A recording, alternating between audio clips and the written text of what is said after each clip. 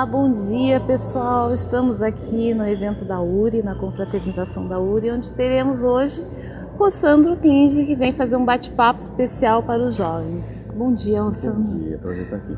Rossandro, fala um pouco para nós o que é ser jovem espírita no mundo de hoje e quais os seus principais desafios. Nós temos um mundo hoje em que o relativismo moral tomou conta, né? Aquele conselho de Paulo, tudo me é permitido, mas nem tudo me convém, ele é bem atual hoje em dia. Acontece que a sociedade prega a ideia de que a liberdade, e como característica profunda da juventude seria a liberdade, é você poder fazer tudo o que você quer, tudo que vem na cabeça. Acontece que quando você faz isso, você fica vulnerável, porque obviamente se você não faz um corte moral ou ético da vida, você está disposto a fazer qualquer coisa. Então, ser jovem espírita diante de um mundo que diz que tudo pode ser feito, você, por escolha e não por pressão, não por condenação, não por subjugação, não por doutrinação ideológica, né? Mas por uma construção consciente das próprias escolhas, escolher o melhor. É fazer um recorte dessa realidade de um mundo, sobretudo nós que entendemos de momento de profunda transição, e fazer um recorte em que você procure reter o que é bom, como diz Paulo, vendo tudo e retendo o que é bom. Então, para mim, por exemplo, a juventude espírita foi muito importante, porque representava um grupo de pessoas, de amigos, que são até hoje grandes amigos, que como eu, vi o mundo com um recorte um pouco diferente, né? Nós não temos essa visão como espírita de achar que todo mundo é ruim e nós somos os melhores, mas que a gente pelo menos está tentando construir a vida pautada em valores do Evangelho que nos deixe menos vulneráveis a esse frenesi de possibilidades do mundo que vai aí, experiências sexuais das mais translocadas possíveis, experiências com drogas, com álcool, a falta de compromisso afetivo. Então, quando você percebe que a demanda coletiva é essa, você precisa se juntar com outros jovens que pensam como você, porque senão você pensa que você é doido, tá todo mundo fazendo isso e eu não, então eu devo ter algum problema.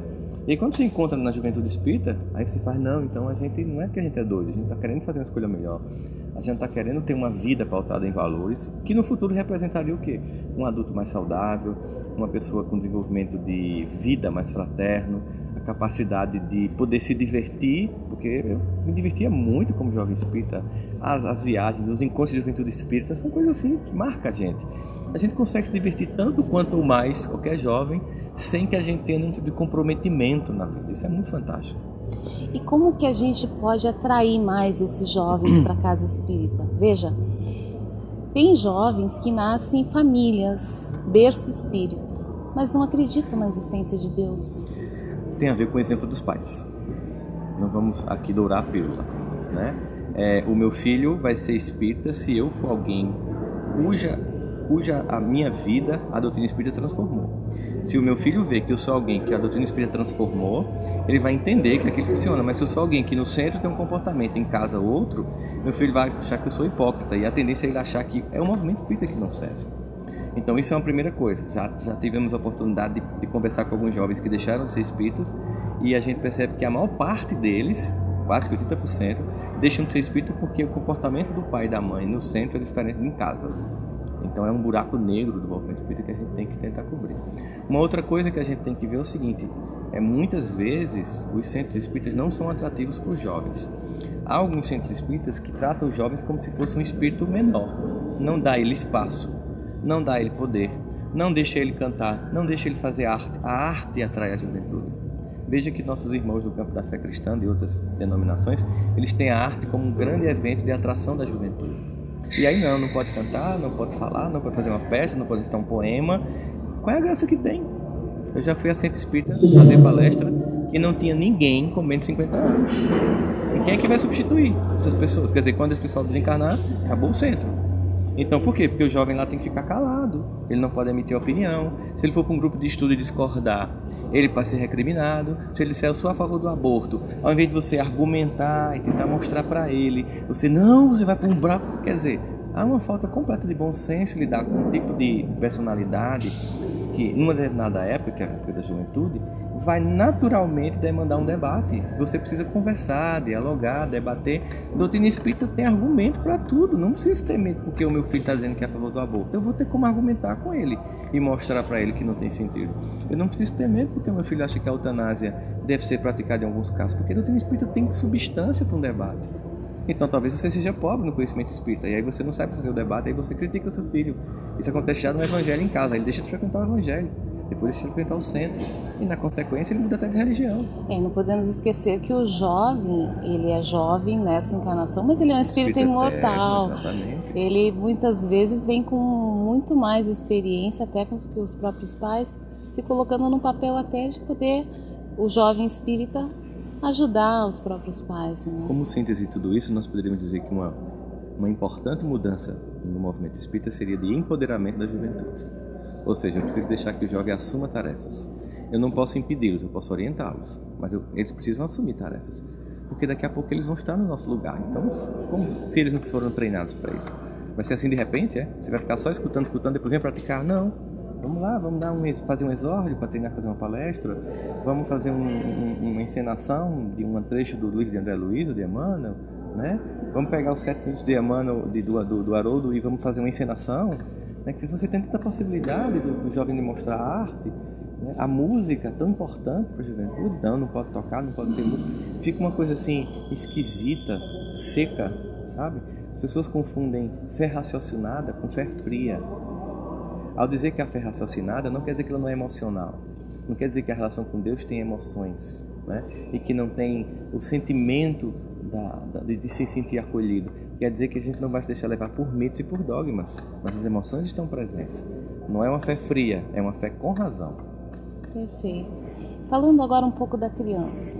A gente percebe algumas vezes em atendimento fraterno aquela criança que tem uma idealização suicida. Como encaminhar essa criança? É preciso de fato escutar. As pessoas hoje não têm escutado os filhos. As pessoas chegam em casa, de um dia cansado de trabalho, e preferem deixar a criança no tablet, no smartphone, fazendo assim na tela touchscreen, do que descobrir o que é que ela está pensando, o que é que ela está sentindo. É só você fazer uma pergunta que a gente vai fazer para o telespectador. Você sabe que minissérie seu filho assiste? Você sabe quais são os personagens dessas minisséries que eles acham interessante? Porque essas pessoas são quem pauta o que ele quer como ideal. Então, seu filho assiste lá Walking Dead, procura ver o que está acontecendo com os personagens que ele gosta, para você entender o que é que ele tem como visão de mundo. Você sabe que música seu filho gosta? Você sabe quem que ele está escutando? Quais são os valores da música que ele gosta de escutar? Eu tenho que entrar nesse universo. Se eu não entro nesse universo, quero que a criança venha para o universo adulto, ou seja, um adulto pode entrar no universo infantil, a criança que não pode ir para o universo adulto. O nosso papel é chegar lá para escutar. Saiu um dado recente, agora faz uns 15 dias, numa revista de psiquiatria americana, que o suicídio entre crianças de 10 a 14 anos nos Estados Unidos hoje mata mais do que acidentes de carro. Então você veja, claro, a gente não tem um apurado estatístico no Brasil como eles têm lá, mas como nós somos sociedades com valores um pouco semelhantes, há de se imaginar que coisas do tipo estejam acontecendo aqui. Então o que é que faz com que o jovem tente se matar? Muitas vezes é porque ele não foi de fato educado, de fato recebeu recursos emocionais para suportar esse mundo atual, muito competitivo, em que o jovem sofre muito assédio de todas as ordens, e quando ele se sente inferiorizado sobre qualquer expectativa ou sobre qualquer perspectiva diante dos demais, esse sentimento de ameaça pode gerar nele uma angústia tão grande que ele pensa como solução, lamentavelmente, tirar a própria vida.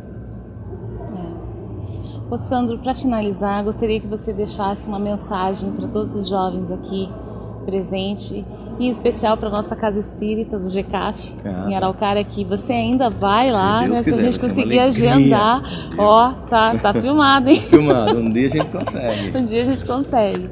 Deixa uma mensagem para nós. Claro, meus irmãos do GCAF, né? GCAF, que Deus os ilumine ricamente, continuem com esse trabalho maravilhoso. E para a juventude, deixa eu dizer o seguinte, que é no começo que a gente começa mesmo a treinar a nossa capacidade de servir a Deus. Eu acho que todos nós temos uma dívida impagável com a divindade, e qualquer movimento nosso de esforço para tentar retribuir esse amor incalculável e infinito, incompreensível para nós, é muito bem-vindo. E, sobretudo, entender que você se torna mais invulnerável ao estar junto do Cristo. Você se vacina ao estar junto de outros jovens espíritas, você se vacina contra a loucura do mundo atual. E isso é muito importante, porque muita gente fica esperando um fim de mundo do tipo filme 2012, com ondas gigantes, mas a maior parte das almas estão desencarnando por ondas gigantes de uso de drogas, de álcool. Milhões de almas desencarnam todos os anos, E só porque uma onda não passa, a gente não percebe, né, o cenário apocalíptico, aspas, que isso representa. Então, ser jovem espírita, que é ser jovem cristão, torna você mais invulnerável, mais capaz de enfrentar essas dificuldades.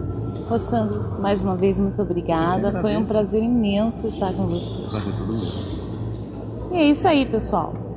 Grande abraço.